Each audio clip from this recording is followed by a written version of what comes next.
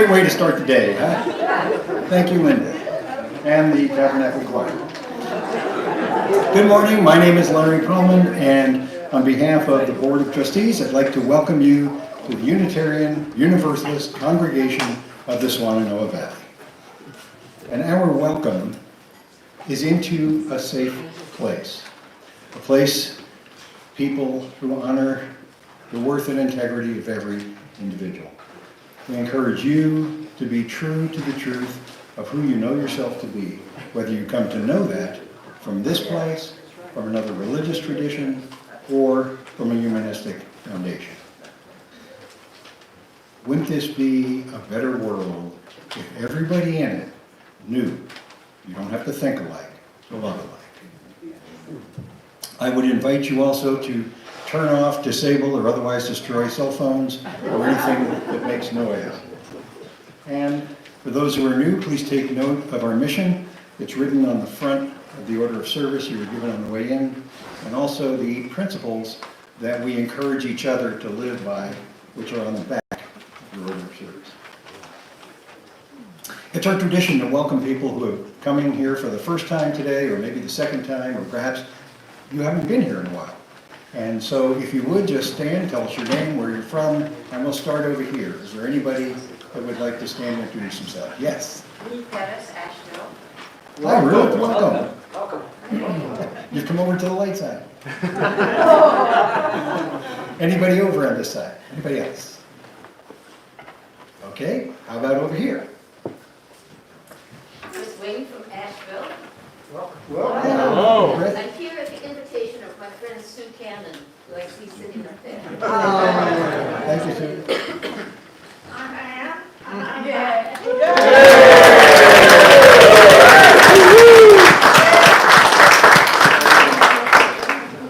Anyone else new over here? Okay, well, I'm old. thank you for being here. We welcome you again. You know, it does take courage to come into a new community for the first time, and we appreciate you doing that and being with us here today. If you're interested in learning more about us, you'll find a little white card that looks a lot like this. It's either in the pew in front of you, or you'll find some out on the table. If you would like to fill that in, and either drop it in the basket when it comes around, or just leave it on the back desk in the lobby. You can also, if you have questions, you'd like to learn more about us, stick around for coffee hour, and you can chat with anybody on our membership committee, and you'll know them right away because they're wearing an orange tag like Andy has right here. You know, I'd also like to just take a second to acknowledge new members, people who have joined us in the last 12 months or so. If there's anybody here who just joined the church in the last 12 months, could you just stand up and see you?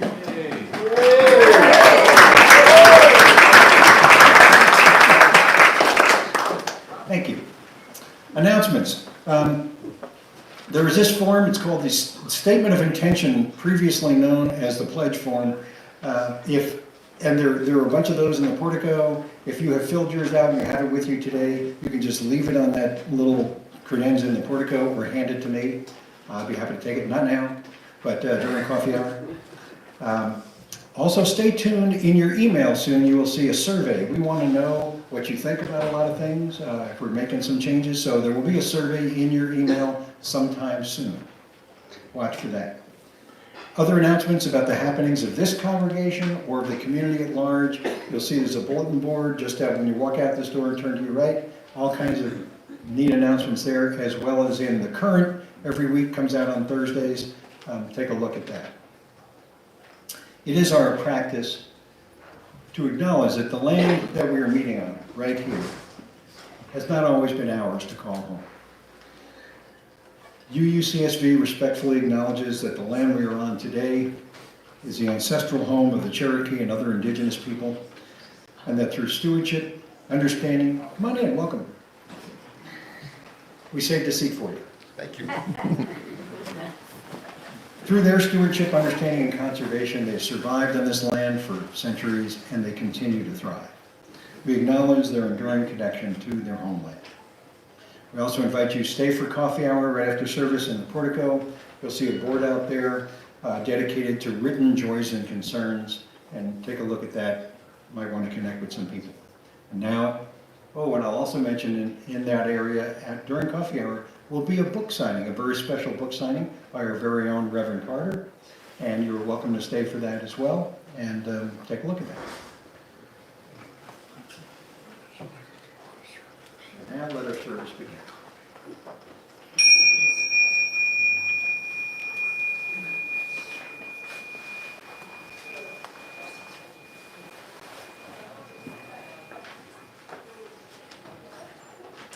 Maggie?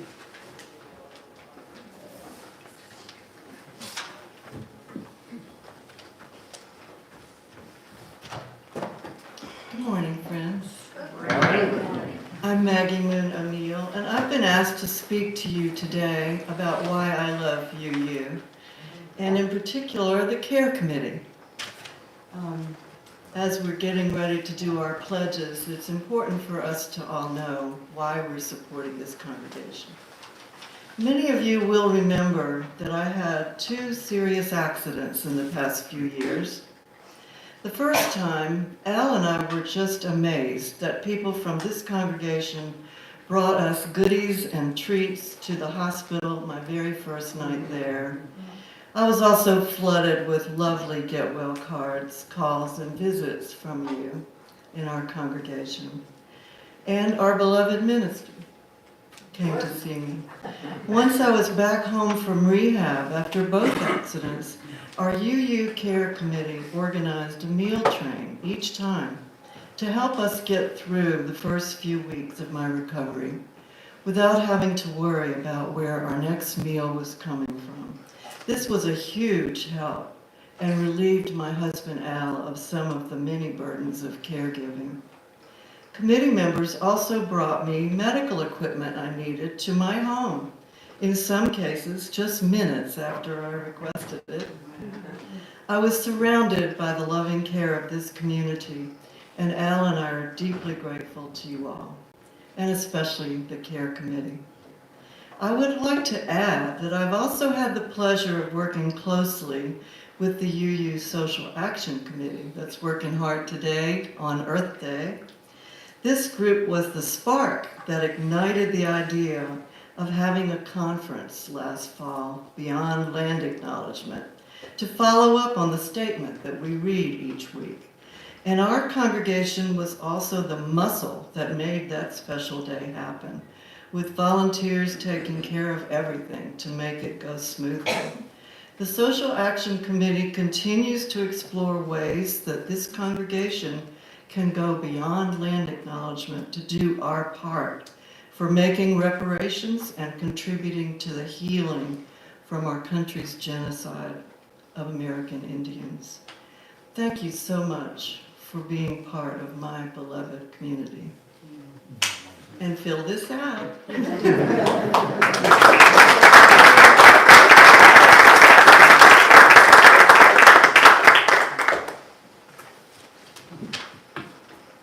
Okay, gang. How are you? Oh, Maggie. Maggie, you let me go. Oh, all right, thank you. Okay. We got a fun service plan. And I have some bad jokes. I mean, these are, you may ask me to leave. I would like to share with you the words of Kathleen Matee. We come together this morning to remind one another to rest for a moment on the forming edge of our lives, to resist the headlong tumble into the next moment until we claim for ourselves awareness and gratitude.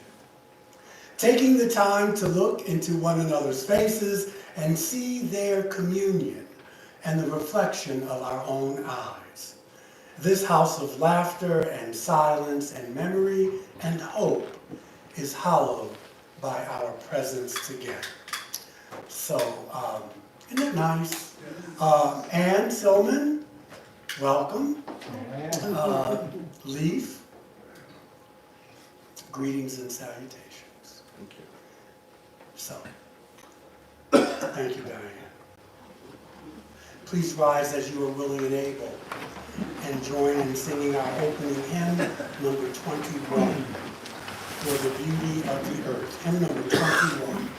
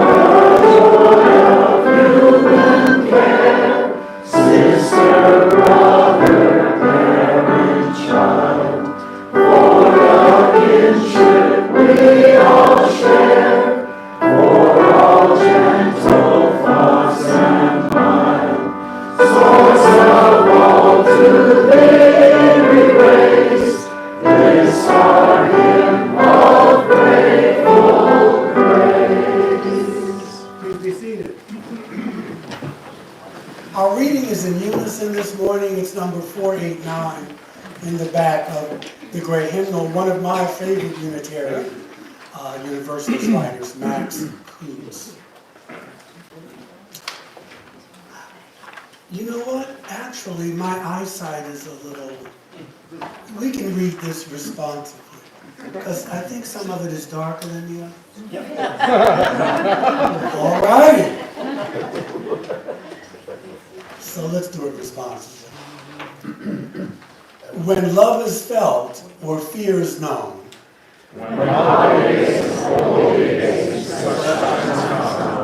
When anniversaries arrive by calendar or consciousness. When seasons come, as seasons do, old and young, but some are new. When lives are born or people die. When something sacred sensed in soil or sky. Mark the time. Respond with thought or prayer or smile or grief. Let nothing living slip between the fingers of the mind. For all these are holy things we will not, cannot come again.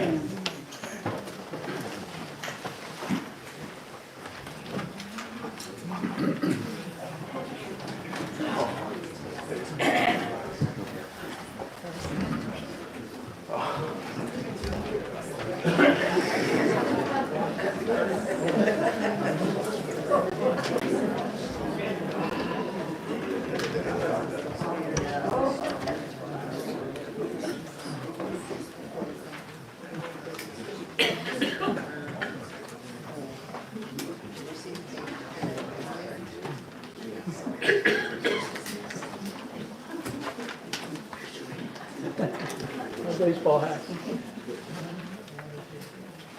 Play ball! Hot dogs, peanuts, ice cold beer. Let me out to the ball game. Take me out to the crowd. Buy me some peanuts and cracker jacks. I don't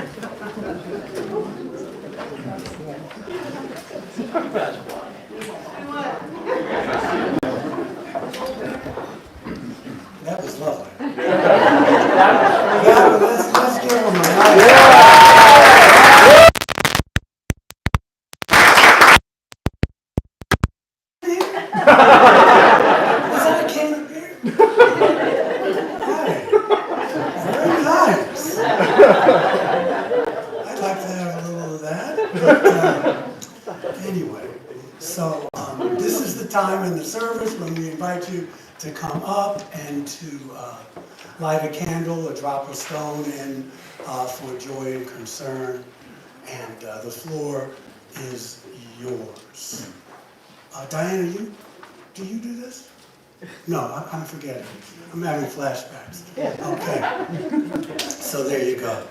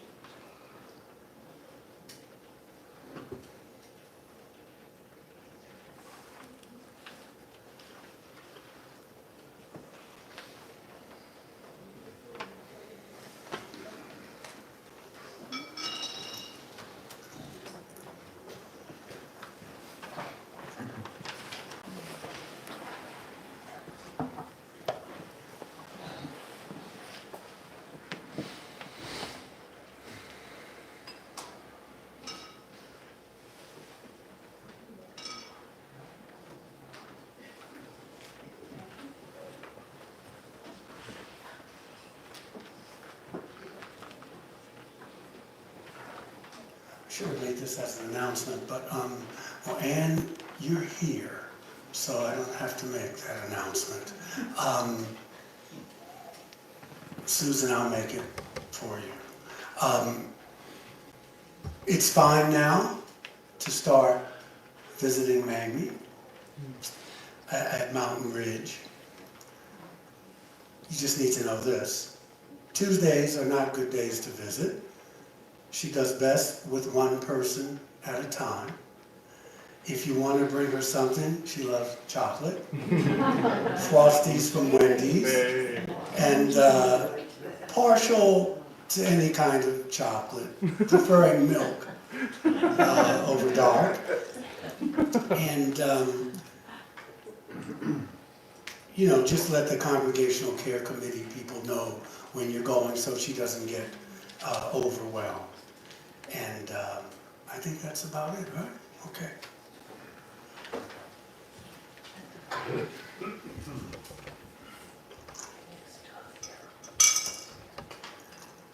This is for those of you who, for whatever reason, did not want to come up.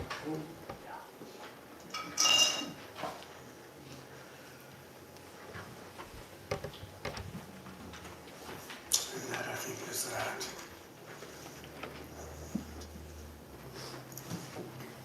I want to share with you a meditation from Jesuit priest Richard Hayes. And after that, we'll have a time of quiet.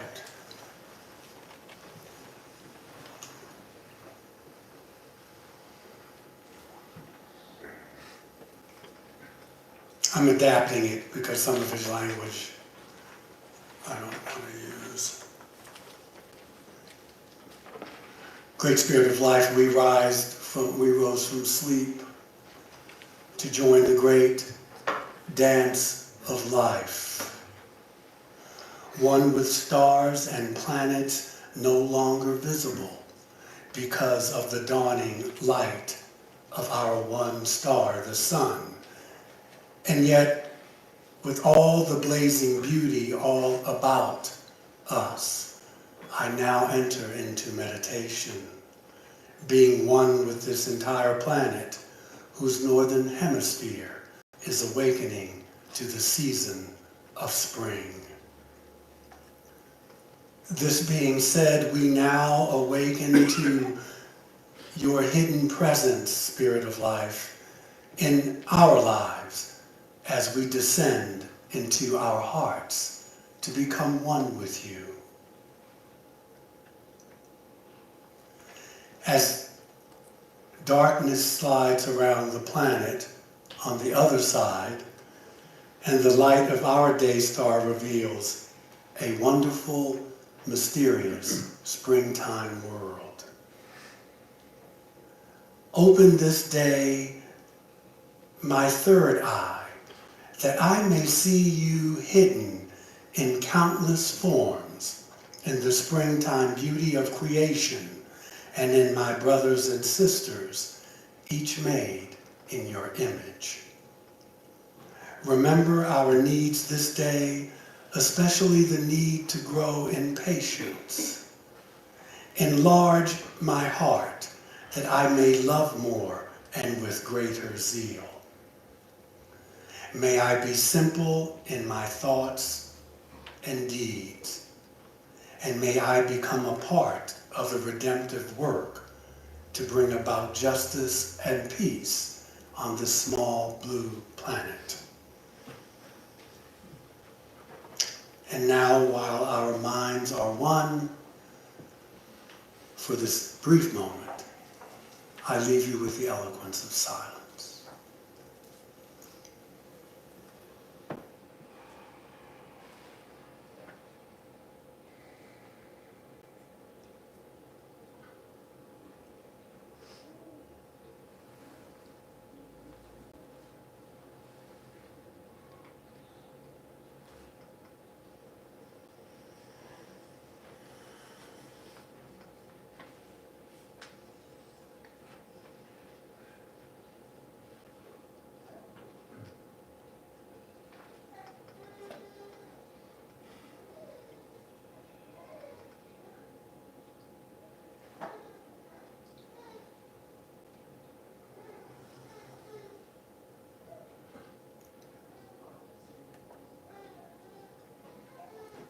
And so it is.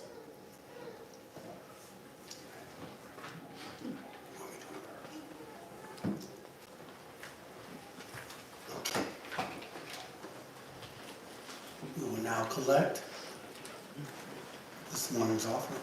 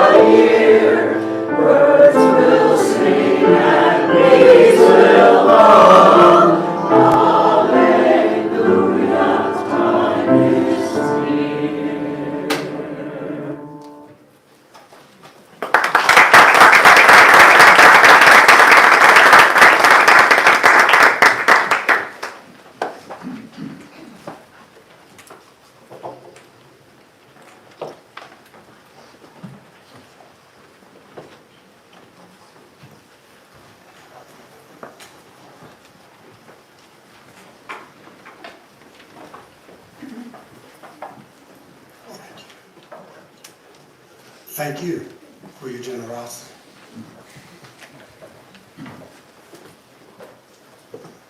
Okay. I want to talk about baseball. Oh, hold on. Hold on.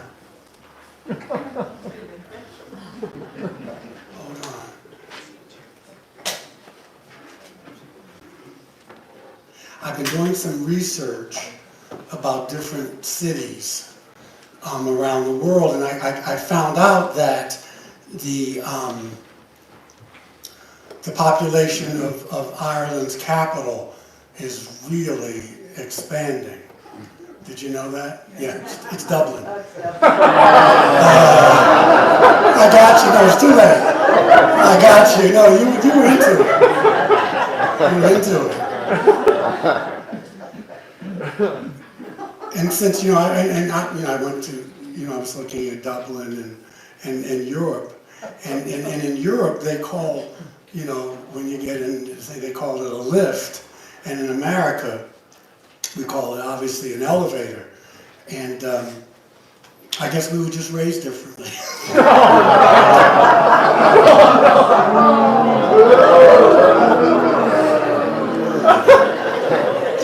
You sound like you're at a tourist game. The Church of Baseball. Here you go. Now I know you remember this poem. Oh, somewhere in this favored land, the sun is shining bright. The band is playing somewhere, and somewhere hearts are light. And somewhere men are laughing, and somewhere children shout. But there is no joy in Mudville. Mighty Casey has struck out. Yes. This baseball thing, my biological dad, who's been he's been dead for about 14 years now. And I think about him, obviously, and the time we spent together, I didn't meet him until I was like 18. I'm sorry, about 17, yeah. And, but I remember many things about Sonny, but he loved the game of baseball. He loved it. And he loved to watch it and to play it as well. And when he was alive, I had the pleasure of watching him play these pickup games on Governor's Island. He was in the Coast Guard. He was one of the first warrant officers of color in the Coast Guard, and he was stationed on Governor's Island. And that's where I first met him. That's where I lived initially when I moved to New York City. He was a die-hard Yankees fan, and occasionally for the Mets, but they were dreadful. And after the 69 World Series, very bad. But I often wondered why he loved the game so much, but I never really asked him about it. And I love sports. As a youngster, I played basketball in my neighborhood. I was on the junior varsity football team, and I loved playing baseball. Well, you have to be from Baltimore, I guess. There was an organization called the Junior Orioles. And my stepdad at the time encouraged us, my brother and I, to join. We got discount tickets, and they had all these events that we could go to at Memorial Stadium. It was before Camden Yards. My dad, Sonny, he was extremely philosophical about life, and Sonny was, I would say, an agnostic. Before his death. He was open that maybe there is something I'm going to, but he was an atheist. And but he was a very philosophical man. That's probably where I get it from, about life and relationships. And I imagine on some level, this may have attracted him to the game of baseball, but I can't say for sure, but I know he loved it because you always had to think ahead. What am I going to do if the ball's hit here and this person goes there? And it was a very mental game for him, and it was a very intellectual game for him. And what I also noticed about baseball, that when you see, like I watch the NBA, which I'll be doing today, or if you watch football, these guys are chiseled like Greek gods. I mean, I mean, they work, that's what they get paid for. They make millions and they work on their bodies. And so you could say these guys are athletes. But with baseball, you could see the little pitcher, or the hitter. I kind of like that because, I mean, it made it more human. It's like when you watch foreign films and you may watch a guy and let's say there's a love scene and he's got to take his shirt off. You can see the body may not be perfect, or even the woman. In Hollywood, they went to the gym just for that one scene. And so it's all good, but I just noticed that. And so some of the players were a little round, but they still got the job done. And they didn't have to be perfect physically. But, and I noticed all that. And as I got older, though, the slowness of the game left me a little bored. And I was more attracted to football and basketball. It was just faster, and I probably couldn't pay attention for long periods of time. So that helped.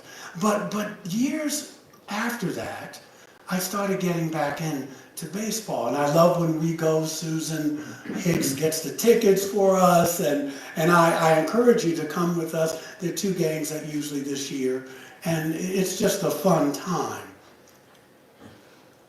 The tourist games. So right before my dad's death, not right before, but I started getting back into the game. And I enjoyed the family atmosphere out at the game with the tourist games. And I appreciate it more. It was more fun than watching it on television. I don't have a favorite team. I just like to see the competition. But I am really into it. And I have friends, though, who say, it's just a waste of time. You'll never get those hours back. And it's the most boring thing on the planet. And, I just cut them off. I'm not joking. I get it, but I don't ask them to come. But even with a beer, it kind of helps you out a little more, I think. It's almost like my father's speaking to me in some strange way. And yes, they get, well, who doesn't, as far as athletics, they get paid too much money, but not the tourists. Some of them cheat or get caught cheating. We saw that with certain baseball teams. And the owners can be ruthless. And yeah, you could say, well, this is an opiate for the masses. I know more people who know more about the Yankees than they do what's happening in Washington, D.C. But okay, it works. But it doesn't deter me from watching. And I never asked my father what it was. And if I did that attracted him, I probably forgot it. And he wasn't a very religious man. Towards the end of his life, I brought him some stuff on Buddhism. He loved that because it was rational and it had to have to be a God involved. And then he kind of maybe there's something, but he would find out. That was his idea. I'll find out.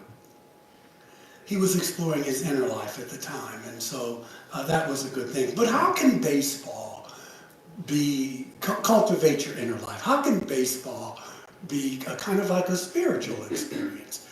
And so, in the movie, the classic Field of Dreams, with James Earl Jones and Susan Sarandon and Kevin Costner, Costner's character is told by the ghost or spirit of baseball that if you build it, and he was talking about a ballpark, it will come. They will come. In other words, pursue what you love, and the rest will come. That's how I heard that. And it's a simple but profound truth about cultivating one's spiritual or interior life. Your true desires will attract to you what you are in need if you focus on it with some intentionality. That's what I got from that. And so for Annie Savoy, which is Sarandon's character, she's the co-star, her religious journey has culminated, first day with the new lips, in declaring her commitment to the Church of Baseball. And she says, I believe in the Church of Baseball. I've tried all the major religions and most of the minor ones. I've worshipped Buddha, Allah, Brahman, Vishnu, Shiva, trees, mushrooms, and Isadora Duncan. I know things. For instance, there are 108 beads in a Catholic rosary, but there are also 108 stitches in a baseball. She said, when I heard that, I gave Jesus a chance, but it just didn't work out between us. The Lord laid too much guilt on me. She says, I prefer metaphysics to theology. So you see, there's no guilt in baseball, and it's never boring. It's a long season, and you just gotta trust. So I've tried them all. I really have. And the only church that truly feeds the soul day in and day out is the church of baseball. End quote. And so I don't personally commit to baseball as a religion, but I do see it as sometimes it can be a spiritual experience. If a team plays well, and there are a few great moments in the game, and they still lose, it's still a good game, right? Life is like that. If you've ever listened to Picard and Star Trek, you can do, and this is profound, because my stepdad could not accept this about life, and it made him bitter. But you can do everything right and still lose. And that's just life. And people usually who have a hard time with that have a hard life. There's no formula. You can do everything right and you can still lose. So still you may ask, what's so profound about the game? The goal of the game is different from most other sports because usually there's a net or there's a goal post or a hole or a hoop to put the ball through. In baseball, the object is to hit the ball, but the goal is for the batter to come home, to get back home, to get back to home plate. And so somehow, helping your teammates get back home holds more meaning because it's about helping yourself, but you're also helping others find a way home. It's brilliant. Remember the quote by T.S. Eliot, right? That we shall never cease from exploration. Well, it's kind of contradictory. But at the end of all our exploring, we will come to the place we started, but we will know it for the very first time. That's what it means to return home. That's the inward journey, right? That's the interior journey. It's the journey from your head to your heart. In baseball, one of the major ways to help get your teammate home, around the diamond to home plate, is to what? Is to sacrifice for them. It's to sacrifice for them. A sacrifice play means that you don't get credit for what you do, but it advances the runner. So walks and bunts and sacrifice flies, which are good hits, but they get caught for an out while advancing the runner, are all examples of what I'm talking about. So a key to this game is sacrifice. Well, isn't that the same thing in life? Sometimes that the most beloved people who I hold closest to my heart have sacrificed something for me, and I for them, at one time or another. There's something about releasing your own need in order to help another person without martyrdom, without giving gifts with strings attached. That's moving to me. That's life-giving for me. Then there are the transcendent moments in baseball. The long ball that's headed over the fence for a home run, and you think you got this, and then this guy jumps up and catches it, and at the precise moment, and just holds it in the glove, right? And the poetic double play in which the shortstop tosses to the second baseman, and he then twists in midair, and he throws the ball perfectly to first base. Or the play at home, when the runner slides about 10 feet and out of the baseline, but still it's declared safe. I mean, you see paunches or not, these guys are athletic. You know, I mean, we're not all built like LeBron James. All of these plays, the things that I described, leave me with appreciation of the skill and athleticism of these players. Baseball is a reflective sport. It's a reflective sport. Both men and women play it. It's not fast enough for the fast crowd. It's a slow game. Usually lasts about 3 hours, even though they've tried to speed it up. The pitcher has to, between pitches, doesn't spend a lot of time, doing what they do. They're doing touching and wow. So there's no clock. Yeah, it's like, did you bathe before you got here? But few major sports are like that. In other sports, the clock is the competition. So baseball invites you to just chill out and enjoy the game. The tickets are relatively, I'm thinking of the tourist games, the pro games are probably expensive, but they're within the range of most people, so you can attend the game. It's still good family time, and they're beginning to be, at least in Major League Baseball, more folk of color in office and managerial positions. Jackie Robinson would be proud, and so it's still, it's a business like most sports, but it's a wonderful sport. But here are another few things I just want to mention that resonate with me with the game of life. Always take a break. It's really weird. I've been watching the games recently, and now the seventh inning stretch, they want you to get up and sing God Bless America. That's tough for me. I would do it. I would stand up, but I'm like, it's a baseball game. It's not a political round. But it's cool. But now I'm noticing that in the seventh inning, people stand up and sing God Bless America. But it's still the seventh inning stretch. It's never missed or skipped. It's a tradition that's not going to go away, nor should it. But it reminds us that no matter how important or we think the task is at hand, you got to stop and stretch. You've got to stand up. You've got to rejuvenate yourself, always. And everyone strikes out occasionally, and some more than others.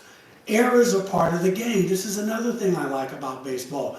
They realize that human beings are playing. So there's runs, hits, and errors. They make a little column here, right? So, because I watch the other games, and some of these people who comment have never even played the sport. Well, you can't do that. You got to be, and it's like, shut up. They're going to make a mistake. People fumble. People drop the ball. And so, but they make room for it. That we know there's going to be people. These are human beings. It's not AI. And someone's going to drop the ball. And so I like that. And this is because the athletes are human. They're perfect in their imperfection, just like we are. The second thing is you don't always know if something is foul or fair right away. You don't know. You don't know. In baseball, a ball is determined to be fair or foul depending on where it is inside the lines, right? And unlike in real life, in baseball, there's always a foul line there. You always see it. And unless there's a really bad call, which does happen by an umpire or an unusual hit that can take time to interpret, it's usually pretty easy to call what's fair and what's foul. But in life, there's not that clear line.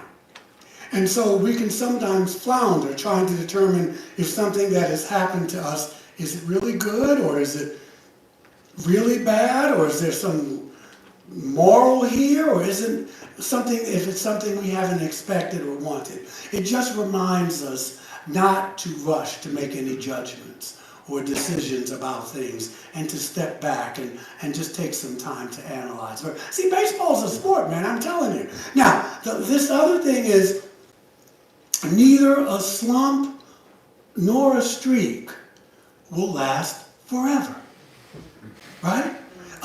This is even truer in life. But negative, challenging, difficult people, and yes, bad things happen in life, but that just comes with being alive. You have to deal with it. You have to deal with personalities. You have to deal with fate. It doesn't mean that you're cursed. It doesn't mean that there's some God that doesn't like you or that you're bad or jinxed. It just means that you are alive. And so the bad doesn't last forever. Good comes along. It might be hard to see at the time when things may seem wrong, but it's still there if you look at it closely enough. There's an old African American saying that trouble don't last always. Trouble don't last always. As baseball great Yogi Berra said, it's not over till it's over.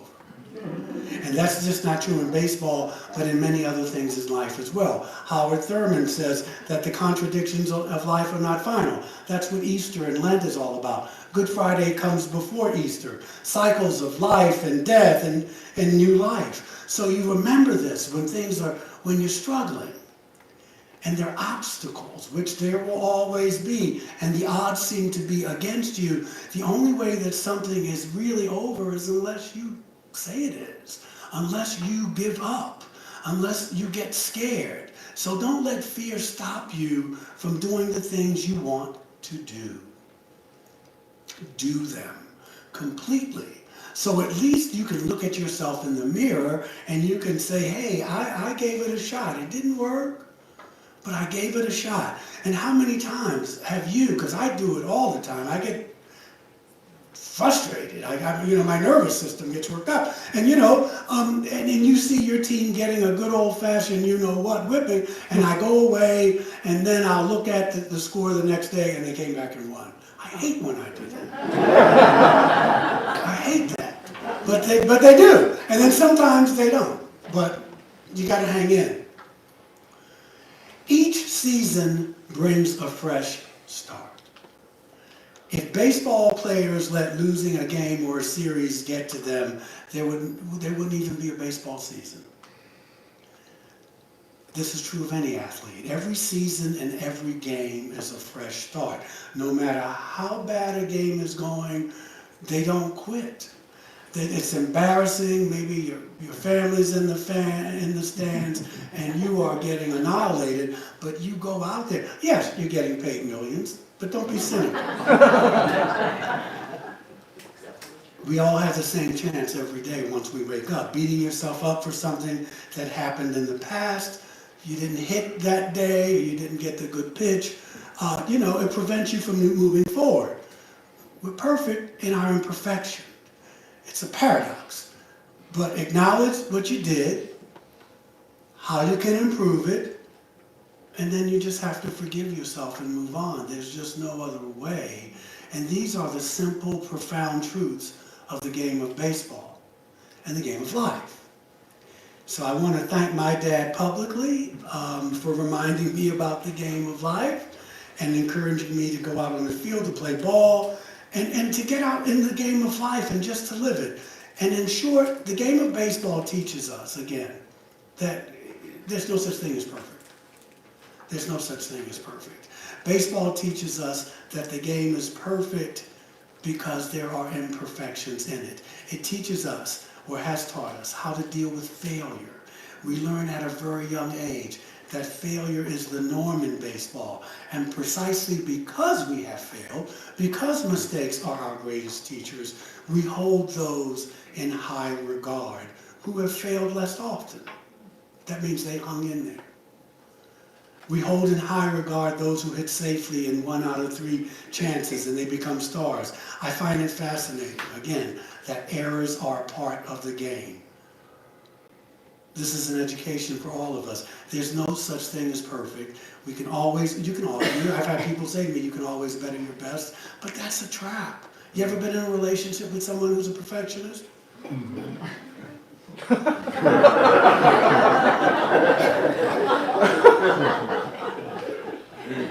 Perfection is an impossible goal. The 12 steps tell you that too. Most genuine spiritual paths remind me of this.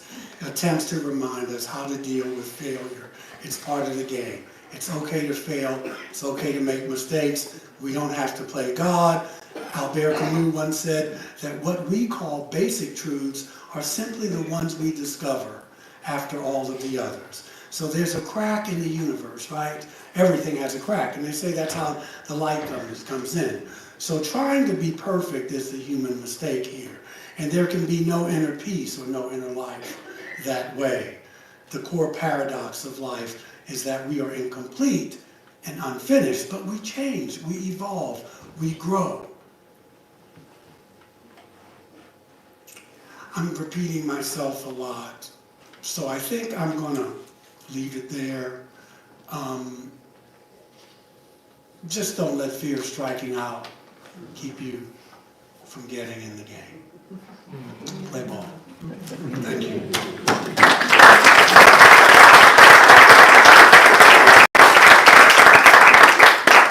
So, please rise as you are willing and able for our closing hymn, a hymn of gratitude for all that is our life. Please rise as you are willing and able.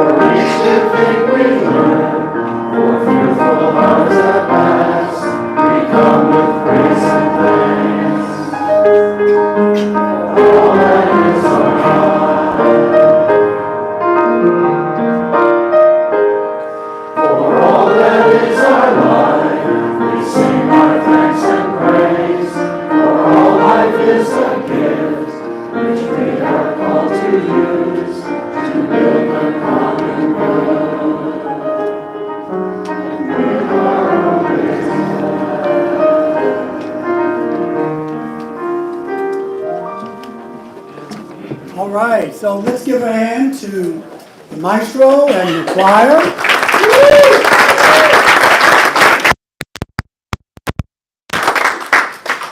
May the love which overcomes all differences, which heals all wounds and puts to flight all of our fears, which reconciles all who are separated, let that love be in us and around us, for now and always. Thanks for coming out for this one. I got some heavy ones for you. You may not come to them. I'm glad you came to this one. So, have a great afternoon.